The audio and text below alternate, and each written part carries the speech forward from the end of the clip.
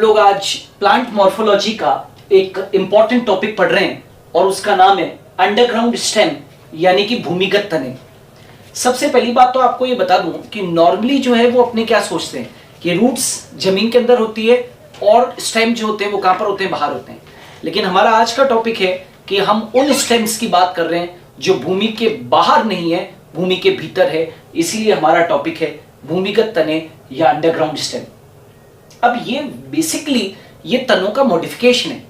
भूमिगत तने जो है वो बेसिकली तनों का क्या है, मॉडिफिकेशन है।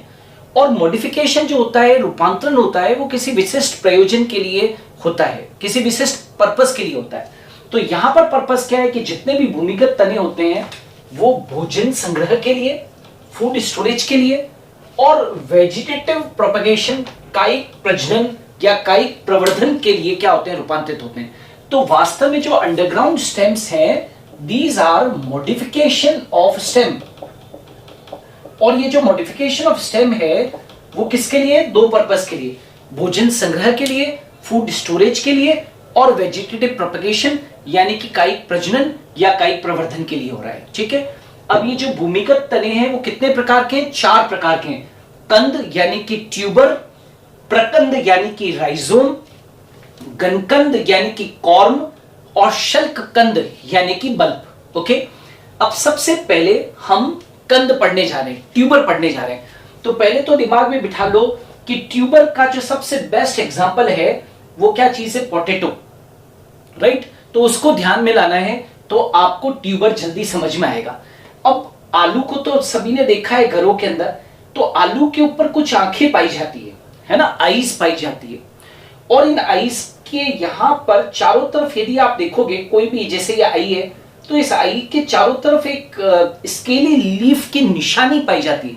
मतलब यहां पर कभी क्या थी, स्केली लीफ हुआ करती थी, शल्की पर्ण का एक निशान या स्कार आपको देखने को मिलेगा, स्कार ऑफ स्केली लीफ। यदि आप पोटैटो के ऊपर जो आईज है उनके आसपास देखोगे तो तुमको एक निशानी दिखेगी, एक स्कार दिखेगा। वो स्कार बेसिकली स्केली लीफ का है।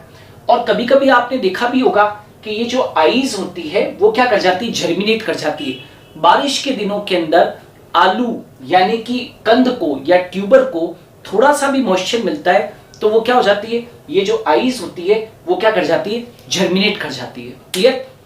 क्यों जर्मिनेट कर जाती है उसका भी रीजन है, क्योंकि इसके अंदर क्या पाई जाती है, एक बड पाई जाती है, कलिका पाई जाती है। जैसे उसको मॉइस्चर मिलेगा वो क्या हो जाएगी, जर्मिनेट कर जाएगी। ठीक है। तो देखो भूमि के अंदर एक्चुअली क्या होता है कि भूमि के अंदर जो शाखाएं होती है, भूमि के अंदर शाखाओं के सिरे क्या हो जाते हैं, फूल जाते हैं। भूमि के भीतर क्या होता है, जो शाखाएं होती है, जो ब्रांचेस होती है, उनके सिरे जो होते हैं, उनके एंड्स जो होते हैं वो स्वेल कर जाते हैं और स्वेल करके क्या हो जाते हैं, फूल जाते हैं। और यही वास्तव में क्या है, ट्यूबर है या कंद है। और इनमें आंख पाई जाती है। ये देखो ये जो भूमिगत शाखाएं थी उनके सिरे फूल गए और फूलकर और गोल हो गए। तो ये तो रचना, गोलाकार रचना दिख रही है, इसी को अपने ट्यूबर कहते हैं। इनमें आंख पाई जाती है, ये आइस पाई जा रही है। वास्तव में इन आइस के अंदर क्या होती है, कक्षस्थ कलिका होती है। इनमें क्या पाई जाती है, जैसा कि मैंने अभी कहा था कि एक्सिलरी बड पाई जाती है, कक्षस्थ कलिका पाई जाती है।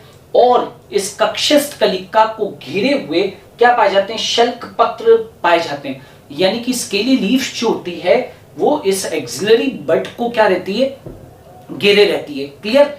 और यही जो एक्सिलरी बड है, कक्षस्थ कलिका जो आंख में पाई जाती है, इसी कारण से जो पोटैटो जो ट्यूबर होता है वो क्या हो जाता है, जर्मिनेट कर जाता है।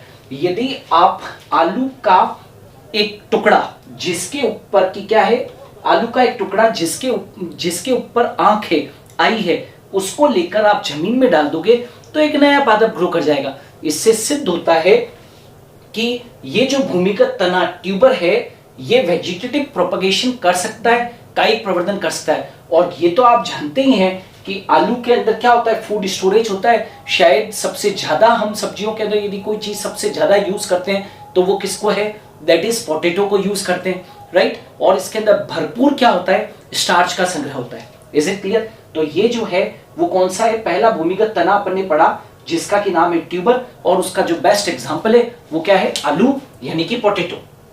अब आ जाते हैं दूसरा भूमिगत तना जो बहुत बहुत इंपॉर्टेंट है, that is known as the rhizome, right. अब आपने अदरक तो सभी ने देखा है, हल्दी सभी ने देखी होगी, वो इसके उदाहरण है। तो राइजोम जब पढ़ो तो दिमाग में लाओ, अदरक तो सभी ने देखा है, जिंजर सभी ने देखा है, उसको दिमाग में लाइए, राइट। यहां पर आप लोगों को देखो, यह एक मांसल और भूमि के अंदर क्षैतिज अवस्था में मिलता है। हमेशा अदरक कभी भी भूमि में ऐसे ग्रो नहीं करता है, हमेशा कैसे पड़ा रहता है, ऐसे, क्लियर है। तो यह मांसल तना है, भूमिगत तना है, और यह भूमि में क्षैतिज अवस्था में मिलता है, हॉरिजॉन्टल स्टेज में मिलता है। और याद रखना, इस पर छोटे छोटे क्या होते हैं, पर होते हैं, यानी कि छोटे छोटे क्या होते हैं, इंटरनोड होते हैं, छोटे छोटे क्या होते हैं, इंटरनोड होते हैं, राइट। तथा पर्व संधियां जो होती है शल्क पर्णों से क्या रहती है, ढकी रहती है। यदि आप देखोगे अदरक के ऊपर बहुत ध्यान से देखोगे तो माइन्यूट हेयर लाइक बिल्कुल रोम नुमा आपको ब्राउन कलर की कुछ रचनाएं दिखेगी, वो वास्तव में क्या स्केल लीव्स है।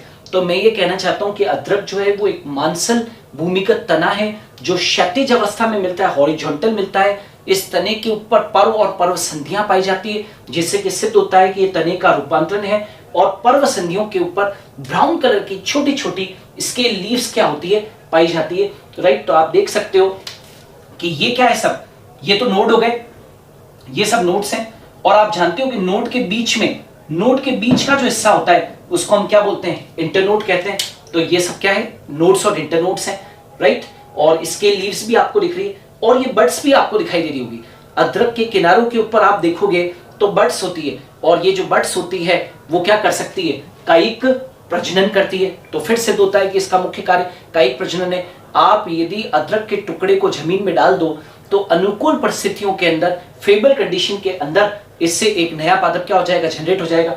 और आप ये तो जानते ही हो कि अदरक जो है वो एक मांसल तना है, तो उसके अंदर भोजन संग्रहित रहता है और आप उसको खाने के काम में लेते हो। तो इसका एग्जाम्पल क्या हुआ, अदरक यानी कि जिंजर, हल्दी यानी कि टर्मरिक, केला यानी कि बनाना, वाटर लिली और कैना, ये सब किसके उदाहरण हो गए, दैट इज प्रकंद के एग्जाम्पल हो गए। अब आ जाते हैं घनकंद, कॉर्न। ये तना भी प्रकंद जैसा ही है, लेकिन इसमें और इसमें एक बहुत बड़ा फर्क है।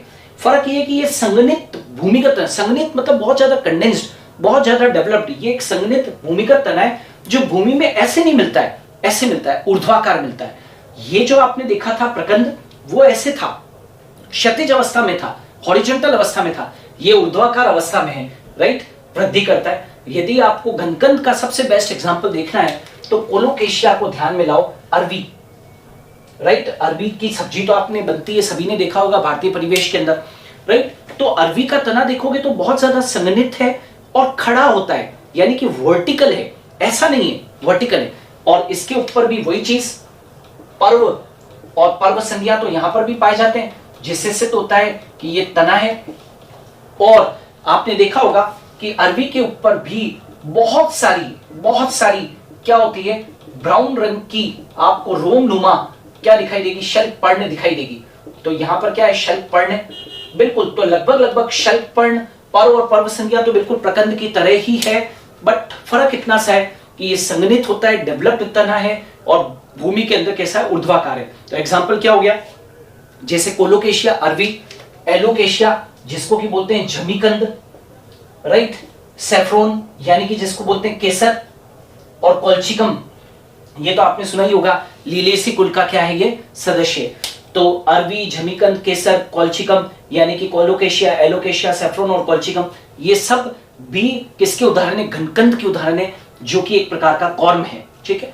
अब एक कॉमन प्रकार का तना है, सबने आपने देखा हुआ शल्ककंद। जैसे ही दिमाग में शल्ककंद या बल्ब आए तो दिमाग में किसको लाओ, दैट इज लहसुन को और प्याज को लाइए, ठीक है। अब देखिए ये तना डिस्क के समान होता है, तो ये पूरा तना नहीं है, तना तो कहां पर है, ये है। तो एक छोटा सा डिस्क नुमा क्या होता है, तना होता है। आप प्याज को, पूरे प्याज को मत देखिए, प्याज के टिप के ऊपर एक पीले रंग की गुंडी या नॉब नुमा रचना होता है, वही तना है।